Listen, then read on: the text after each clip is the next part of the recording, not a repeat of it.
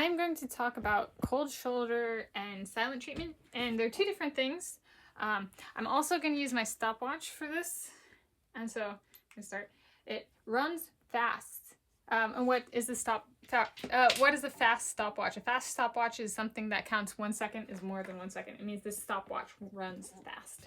So we're going to see, I'll have a timestamp at the end of the video, and I'll show you my stopwatch and how long it says it took. Fast stopwatch. Okay, so let's start with silent treatment.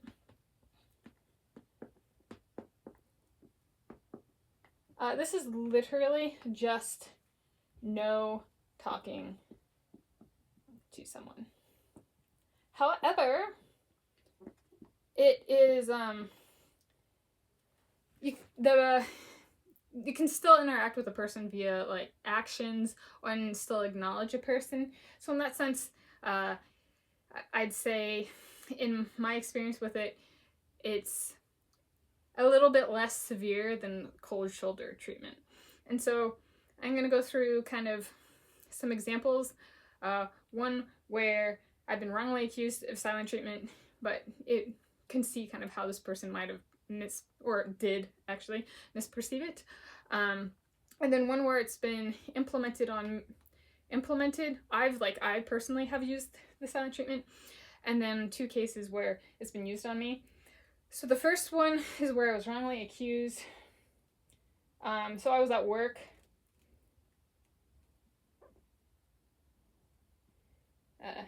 No time like understanding how people misperceive reality, like when they take it to your supervisor, and you get to see how wrong people can be with interpreting reality. So I was a resident assistant. I had not gotten much sleep the night before, and I was on call. Our shifts ran from 4:30 p.m. to 9 a.m. And I was out with this person, and it was 2 a.m. Really late. I'd been working a bunch on homework. I had a lot of stuff to do. I was very tired from the night before, in addition to all this work. And when I get tired, I don't talk a lot. So I still talk. So it's not a silent treatment. And it's also not a silent treatment because not talking to someone, so no talking to someone, is targeted. You're focusing on implementing a silent treatment on one person or a group of people. I am not talkative across the board. This is about me doing what I need to stay awake and alert, especially like we don't know what we're going to encounter when we're on call and stuff like that. And so this person thought the world revolved around them, said to my supervisor, she wasn't talking to me, which was the opposite. It's not something I target somebody with, it's just how I function. And so the person, they didn't return for work the second year. I brought it up with my supervisor. No, this is just how I work. So the person got burned a little bit because they got it wrong. So like, just if you think someone, and I'll get to an example where this is also, like if you think someone's giving you the silent treatment, it might be good to follow up, especially if you want to take it to a supervisor. Like you don't want to get fired because you misinterpreted reality, like possibly happened with this person. I don't know, I didn't follow through. It was like, I actually take credit when I do stuff, for like including my mistakes, so that kind of thing. So what is I implemented? There was this kid, and we were playing around. So like on the monkey bars, there used to be kind of, not a game, but like people would hold on to some monkey bars, and someone would come along and grab the feet, lift them up, and then let go, and the person would swing on the monkey bars. And like if they were really ballsy, they'd like try to do the monkey bars as they were swinging. And so where I was at, I think it was volunteering for something, and there was this banister inside, and this kid was holding on, and we were doing like the swinging thing, and I grabbed the feet and I pulled, and he lost his grip on the banister, so he fell off. And I feel so bad. Like I felt so bad, like because he hit his hands, and he was like a really big deal swimmer and stuff like that. And like I just felt so bad and stuff like that. And he was perfectly fine. Like he got up, and he even did like push-ups, and was like, you guys, I'm fine.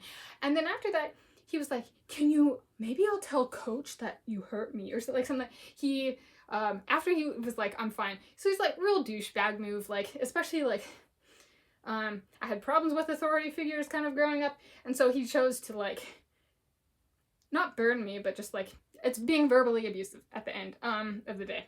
and using threats of like with authority figures and stuff like that. So I gave him the silent treatment. I just did not talk to him. That's still kind of an effect. I still do that. I also kind of give him the cold shoulder. So I just don't talk to him. And I implemented that one immediately. I was like, that's so bad, and I know it's bad at the time.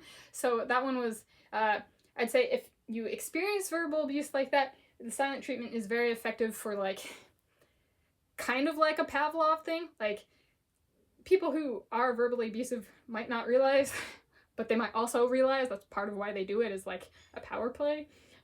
So implementing a silent treatment on some level is like, you did something wrong, or not you, but like this person did something wrong, and I communicated that by a lack of communication. So if wanting to do that, I held myself to if this ever got returned to, I did something right away to show that they had hurt me, kind of thing. And then two examples where it's been used on me. I had a coach who, growing up, a swim coach, I started gaining weight, and when I started gaining weight, he stopped talking to me, and if I lost weight, he would talk to me. Like, he had this perception of swimmers need to be kind of, not skinny, but like, thin or whatever, and so if I got over a certain weight or I started to look pudgy, he would not talk to me. And this is still, I am pudgy enough that I actually ran into this guy recently on a crosswalk, or by a crosswalk, we're walking down the street, and he will not talk to me because I'm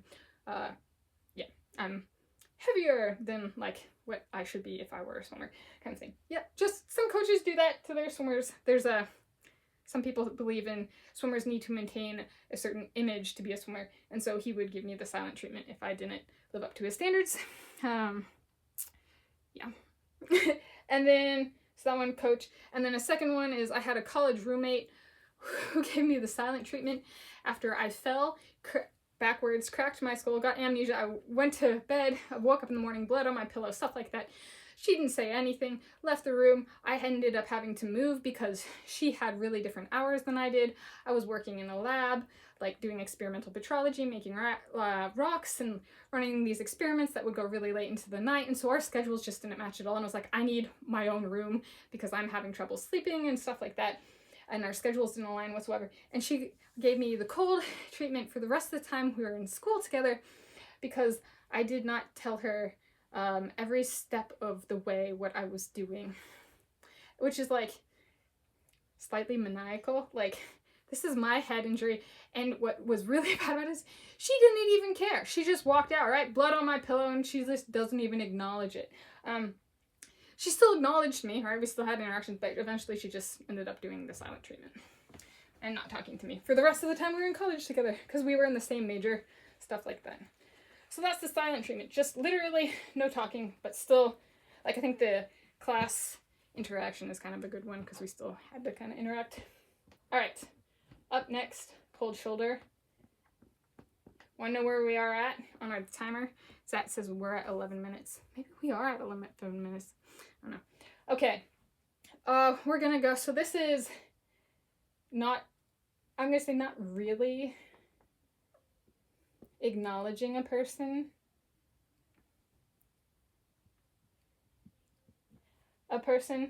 But they still talk to them. But can still talk to.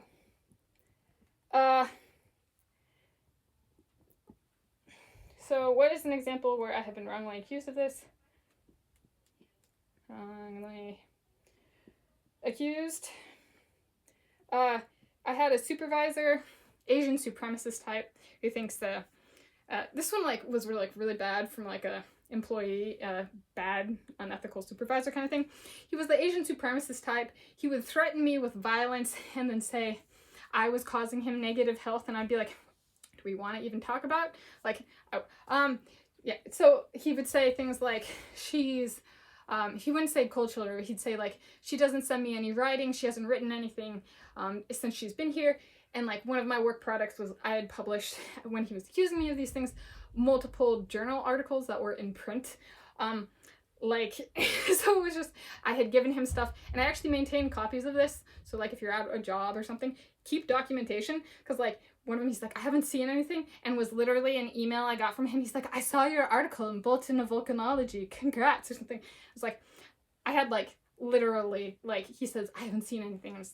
I got this email that says you did, and I got the publication right here. Like, let's talk.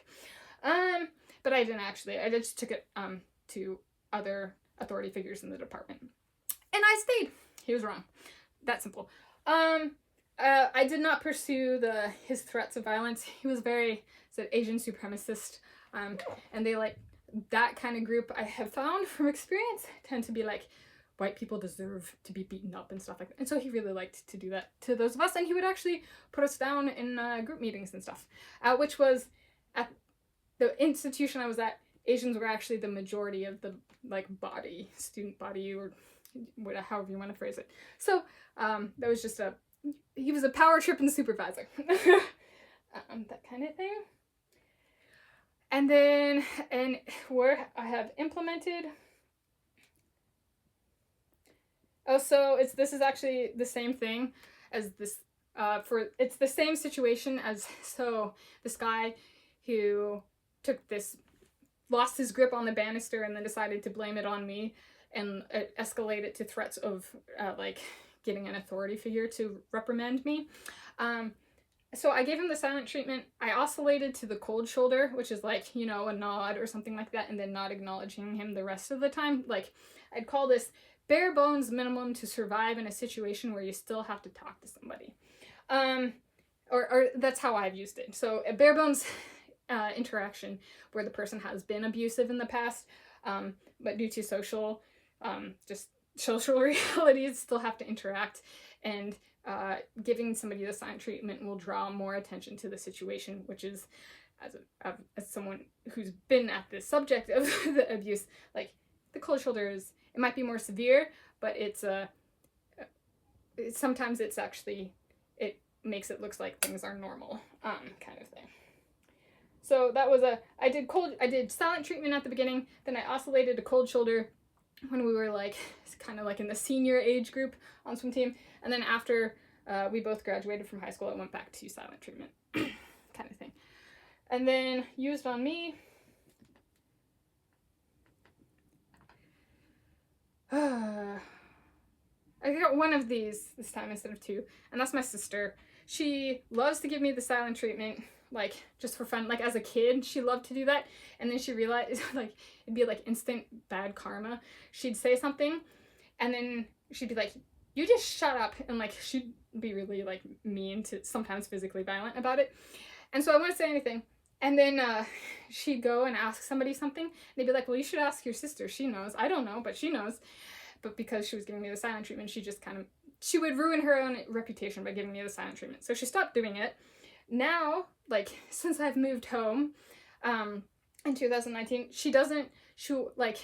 this is a good example of a cold shoulder, where, like, we'll be at family gatherings and stuff, and I'll say hi, and she might give me a nod, or she might say hi, and I'll be like, hi, Lindsay, and she'll just say hi and not really look at me, which is, like, the epitome of a cold shoulder, is, like, they'll still say hi, but they'll treat a person like shit otherwise. I'm not saying I did that to this bad person.